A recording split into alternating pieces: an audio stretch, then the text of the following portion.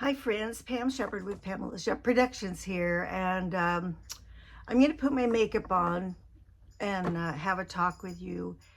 I've tried to do this video, but it's been really hard for me, so I thought I would do it today. It's quiet in the house, and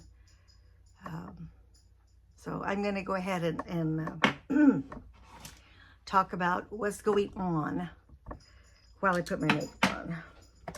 My as all of you know, or most of you know, my mother-in-law moved in. She's 95 and she moved in with us. She had fallen and hurt herself, and she's healing quite nicely. And we do have a little apartment for her out back, but she really prefers being in the house with us, which is fine. And then on May 25th, I was taking my grandson and 4 of his teenage friends fishing. I'm the fishing grandma. So I take them to their fishing, and they have so much fun and they enjoy it. And so we were gone, probably, 45 minutes away is where we were. And my baby brother, Johnny, he's 63. He was in a terrible car accident in 2020. And it broke his back and his neck and almost all of his ribs, and broke his back in several places and his ribs and his neck in several places. And he had to be intubated for, I think, 3 weeks or something like that. And so anyhow, he's been healing along the way. And then he, of course, he was in so much pain, so he had to take pain medication. So he's having a little bit of an issue with pain medication because, you kind of get hooked on them after that many years, because it's now 2025. Anyhow, he was struggling with that a little bit and everything, and he was having a hard time. But he was just this. Anyhow, on March or May the 25th. I got the call that my baby brother was not responding, and they were going to call the ambulance and everything. And so I got, just immediately started heading home as fast as I could with the boys. And then I called back, and they said, no, he's gone. He passed. And he was my baby brother. I'll put some pictures in this video of him. He was just one of the sweetest, kindest people that I know. He loved my children and everybody else's children. And if he knew that I was taking, even when my kids were little, he was just so sweet and kind. And my grandbabies, he was so sweet and kind to them. And if he knew they were coming to his house, well, he would make sure and have some red licorice for one of them. And then the other one really liked blueberries. He would make sure and have blueberries and ice cream for her. And he was just so thoughtful and so sweet in that way. Always a kind man. I wanted to do a quick little insert here and say there were 7 kids in my family. My oldest sister, Diane, she is 75, and she's got some health issues. She does help us with Papa, but she's got to take care of herself for sure. The second in line was my sister Elaine, and she had a heart attack at 42 and she passed away at 47. The third one in line is me. I'm 71. Then my brother David is a year and 4 days younger than me. He has Parkinson's, and he's really pretty feeble right now. So he's 70. And then my sister Brenda, which was my bestie in the whole world, I told you that she passed away at 59. She found out she had colon cancer on a Friday, and she died the next Friday, and my whole world just fell apart.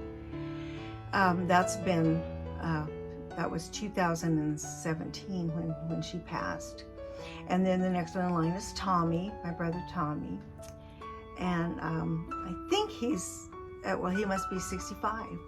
And then there was baby Johnny, 63. So we all had such a fun, loving childhood, and we had a good life, a good, fun life. So, but anyhow, I wanted to insert that part of our family So we've lost 3 of our siblings. So. And so when he passed, you know, like I said, he was only 63, and it was really tough. I was just so heartbroken. I'm getting some brushes out. But also, he lived with my papa. Now, he's actually my stepfather. He married my mother in 1970. And so they were married for, you know, ever and ever, a long time. And then my mama passed away in about 2015. My mama passed away of Parkinson's. And so he's always been Papa to us. And my baby brother told my mom, he promised her that he would take care of Papa. So he has lived with Papa in his house all these years. Papa is now 102. He was a World War vet. And he's just, he's an amazing guy. I mean, he still has all of his right mind about him, and up until just about maybe 2 years ago, he was bringing in his own firewood, and you know, he's just an amazing guy. He's getting a little bit feeble now. He's having a harder time standing up and walking around. You know, he does have to have a cane all the time. So anyhow, when Johnny passed, Papa had to be cared for. So my brother Tommy and I are pretty much the ones taking care of him. We take turns going out there and spending the night with him. Of course, I have Granny Rose here, and you know, taking care of her, and and then I have grandbabies, and so Papa lives about, I'm gonna say 10 or 12, maybe even 15, I guess 15 miles from me. And so, you know, we'll make him pot of beans or some potato soup and different things, and take it. And then my brother and I are taking turns spending the night out there with him. And so, I don't know. I've been a little bit of an emotional wreck. I miss my brother so much. He was, you know, he was so sweet and kind, and he kept saying, I want everybody to go to heaven. I want to have my names in the Lamb's Book of Life. And, you know, he was really trying to learn about God so much. We, of course, grew up in church and learning God and memorizing scriptures and stuff my whole life growing up. And, but anyhow, he, you know, he would say he was having a little bit of problems with having panic attacks, and so he would call me sometimes in the middle of the night and say, Pam, I gotta have you. So I would jump in the car and take off and go to their house, and I would stay with him till he felt okay, you know. And so anyhow, it's been quite a time in our lives, you know. Sometimes I feel like I don't even have time to grieve that he's gone, because I got so much going on and that I need to tend to and take care of, and I have my grandbabies, and I love and adore them, and I want to, you know, spend time with them. I love them so much, and it's so fun to be with them. And I have the one little granddaughter that wants to sew, and so she told me, you know, Grammy, she wants me to help her make a little skirt thing for her stitch stuffy, and so we're working on that a little bit. But I just had the hardest time trying to do this video. I don't even know exactly why. I feel I don't even know how I feel. I feel a little bit lost and overwhelmed, and we have a van that in fact, we went camping. My daughter said, Mom, you guys just go camping and I'll stay with Granny. And it was somebody else's turn to be with Papa. So I said, okay. So we went camping to one of the places that we love the most. And one of the things, my husband's not really one to play games a lot, but we were playing skip rope. And I just broke out in tears. I said, this just isn't the same. I think I just need to go home. So we did. We started home and our van quit working. Just stopped alongside of the road, and the guy stopped to help us, and he jumped it and everything, but it wouldn't stay running. So it ended up being the alternator.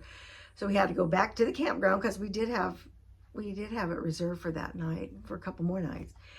And then we ended up having to push the van to get the van all the way there. And I don't know. So we finally got that all settled and got home. And John, my husband's really smart. He he rigged up 2 of the 6-volt batteries and put them in the floorboard of the car and ran the whatever those called, jumper cables to the other battery, so we could make it home. And it died right at the front, right as we pulled into the front, and then it quit working. So, and my husband is certainly not a mechanic, but him and my son and another guy that works with him, they actually were able to put in a new alternator. And then my car was having some issues. And all this is all happening at the same time, almost the same day. In fact, that Friday, then we had to take my car in because it had a exhaust leak, and they had to fix that, which didn't amount to much, but they got it all fixed. And anyhow, I just wanted to let you know I'm okay, and that's why I haven't been doing videos, is because I've just been kind of weepy, and I don't know. My brother was sweet. He was such a sweet, kind man, and he was only 63, and I really miss him. And I know it's okay to grieve, but I just I'll put some pictures in here. He was so sweet and kind and gentle. Every time he came over, he'd have me cut his hair, and he'd always bring me a Diet Coke because he knows I love Diet Cokes. And he'd ask me if I want him to bring me lunch. And so my brother Tommy and Johnny were just 2 years apart, and it was always Tommy and Johnny. They were the babies. And so Tommy and I are trying to hang in there, and